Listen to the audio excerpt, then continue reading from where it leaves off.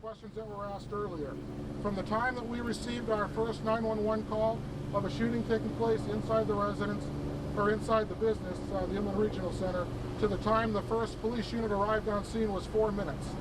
Almost immediately after our arrival, we had multiple units arriving, and they immediately entered the building, as I said, responding to an active shooter type situation where they encountered victims and they were in search of the suspects. Multiple teams of officers were going into those various buildings and doing that. From the time that we were able to start extracting those victims, which was a few minutes after we had cleared the first rooms and where we found the victims, to the time from the time we extracted them, got them to the triage center just outside of the business where they were treated by paramedics, and then transported to the hospital was about 15 minutes. So it was fairly fast for a situation such as this.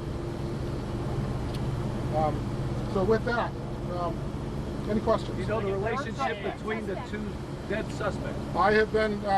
We have gone back and forth between information that they were married or that they were engaged, but there was a relationship. I don't have it definitive as to exactly what that is. The gentleman that you're holding now and questioning, how does he fit into this? You know, I have not been able to get an update as to whether or not that person was involved. As I said before, when the officer-involved shooting occurred, the initial officers that we had information from did not see anybody specifically fleeing the vehicle. It was other responding vehicles that saw this person running away from the scene, stopped him and detained him. For that reason, we don't know if he was involved or what his involvement is at this point. Is it possible there were only 2 shooters? So we initially put out that we had information that there were upwards of 3 shooters. Right now, as we continue to drill down on information and the witness statements that we have, it really looks like we have 2 shooters, and we're pretty comfortable that the 2 shooters that we believe went into the building are the 2 shooters that are deceased up on San Bernardino Avenue. How many places have you searched thus far, and what connection do those places have? So we have this crime scene. We have the crime scene up on San Bernardino Avenue. We have a house in Redlands, which is where the pursuit originated, where our information took us to. That's being actively worked as well.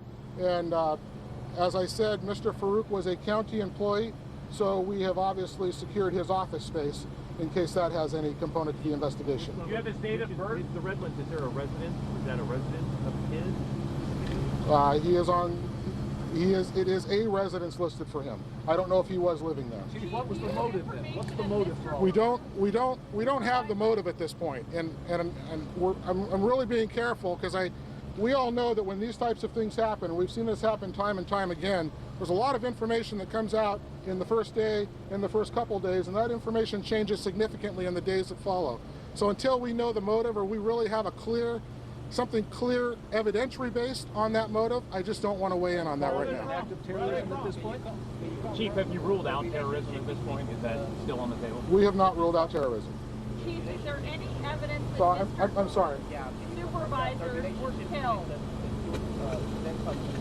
Either boyfriend, girlfriend, or husband and wife, something of that nature. So any evidence that supervisors or bosses were killed in that shootout there? So I had indicated early on that we have victims at the scene. Up until within, I would say, the last couple of hours, we had been working on what we felt were explosive devices left at the scene. We confirmed that we believe that those were explosive devices. I think about an hour or 2 ago, the bomb squad finally disposed of those particular items. So we are just now getting in there and starting to process the crime scene per se. I don't have the identification on any of the victims at this point. Have you been in contact with any of the victims' families? What are they saying? I don't know a particular.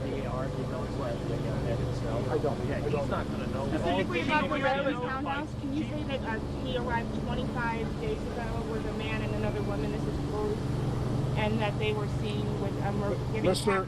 Mr. Farook has been a county employee for 5 years. Can you say that he was at that townhouse for the past arrived about 25 days ago? I don't know that. Is he an American citizen? Do you have the date of birth on Mr. Farook? He was born in the United States. Thank you. Do you have a date of birth on Mr. Farook? The exact date of birth I don't. Born in 1987.